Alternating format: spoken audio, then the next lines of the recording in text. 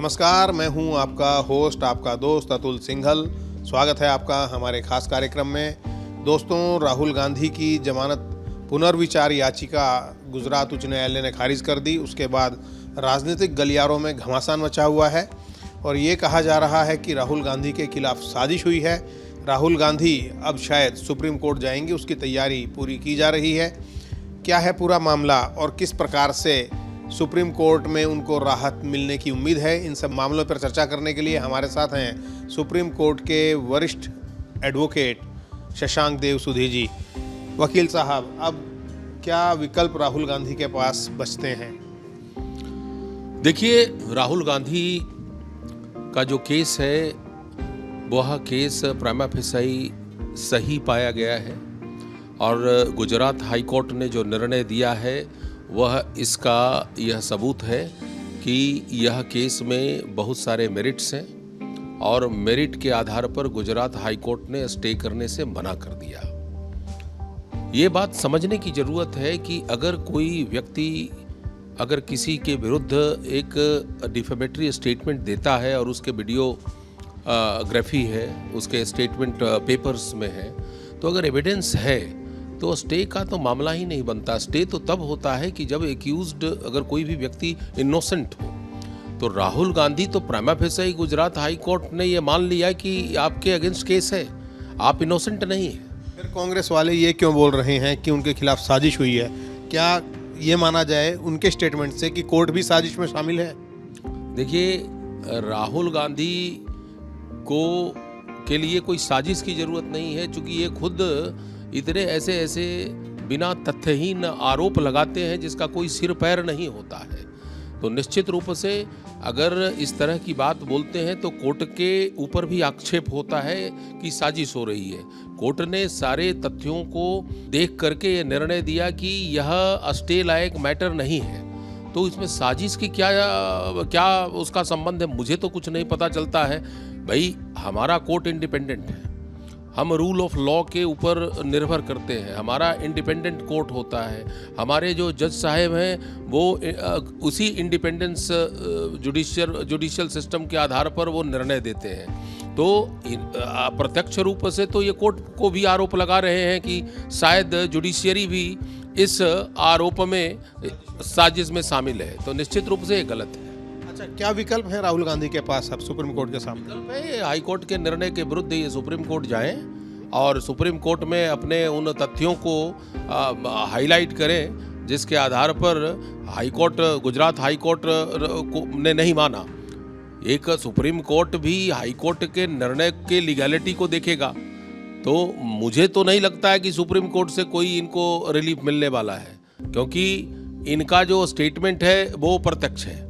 उस स्टेटमेंट में न टेम्पर्ड स्टेटमेंट है, न किसी भी तरह का कोई एक ऐसा एविडेंस की ज़रूरत है कि जो और विटनेस की ज़रूरत हो। इनका तो स्टेटमेंट सर्वविदित है, रिकॉर्डेड है। वो तो स्वीकार भी कर रहे हैं, उन्होंने कहा है और वो माफ़ी भी नहीं मांगेंगे, क्योंकि माफ़ी मांगने का समय मुझे लगता है कि राहुल गांधी को दिया गया था, लेकिन उन्होंने इनकार कर दिया। क्या ये अपने आप को थोड़ा विशेषाधिकार प्राप्त व्यक्ति मानते हैं राहुल गांधी, या इसको जैसे एक बोलते हैं कि जैसे राजशाही वाला स्थिति होती है? निश्चित रूप से पूरे अगर आप देखें, स्वतंत्रता के बाद ये परिवार हमारे देश में शासन किया है, तो नेचुरली उनके दिमाग में तो ये बात है ही है कि हमारा जो है एक प्रिविलेज है। लेकिन अब ऐसी बात नहीं है। आपने किसी भी व्यक्ति का सम्मान होता है, भारत के प्रधानमंत्री, आपको सम्मान देना होगा। एक अलग बात है कि आप पहले प्रधानमंत्री बनाते थे, आज प्रधानमंत्री जनता का चुन करके आता है। तो नरेंद्र मोदी एक ऐसे प्रधानमंत्री हैं, वो जनता के द्वारा चुने हुए प्रतिनिधि हैं, लेकिन पहले प्रधानमंत्री चीफ मिनिस्टर बनाए जाते थे। आज समय बदल गया और कोर्ट में भी स्थितियां बदल गई, क्योंकि आज जो निर्णय हो रहे हैं वो मेरिट के आधार पर हो रहे हैं। और मुझे किसी भी तरह का संदेह नहीं है कि राहुल गांधी को सजा मिलेगी, क्योंकि इसमें कोई संदेह है ही नहीं किसी भी तरह से, क्योंकि इन्होंने खुद बोला कि मैं माफ़ी नहीं मांगूंगा। इसका अर्थ ये है कि मैं जो बोला वो सही है। अब कोर्ट निर्णय कर रही है, उनके विरुद्ध निर्णय कर रही है, तो उनको एक्सेप्ट करना पड़ेगा। इसमें किसी भी तरह की कोई शंका नहीं होनी चाहिए। वकील साहब, आपने कहा कि इनको सजा मिलेगी और राहत मिलने की उम्मीद बहुत कम है सुप्रीम कोर्ट से, तो क्या इसका असर पड़ेगा? क्या वो चुनाव नहीं लड़ पाएंगे 6 साल तक, और वो उनकी जो संसद सदस्यता है वो दोबारा रिवाइव नहीं हो सकती? नहीं, संसद सदस्यता तो रिवाइव होने की तो बात ही नहीं है। अगर स्टे भी हो जाता है तो रिवाइव नहीं हो पाएगी। जहाँ तक पुनः चुनाव लड़ने की बात है, तो अगर 2 साल से ज़्यादा सजा होता है तो निश्चित रूप से, क्योंकि पीपल रिप्रेजेंटेशन एक्ट 1951 जो है वो लागू हो जाएगा इनके ऊपर, वो चुनाव नहीं लड़ पाएंगे 6 साल के लिए। वो तो लॉ है हमारे देश का। तो निश्चित रूप से इनका जो आने वाला समय है वो बहुत ही कटीला है, और ये बात में किसी भी तरह का कोई संदेह नहीं है। कानून बड़ा स्पष्ट है और कानून की व्याख्या भी स्पष्टता से कोर्ट करती है, और इनको रूल ऑफ लॉ एक्सेप्ट करना पड़ेगा। सुप्रीमेसी ऑफ कोर्ट्स जो है, सुप्रीमेसी ऑफ कॉन्स्टिट्यूशन, क्योंकि हर आदमी, everyone is below the law not above the law.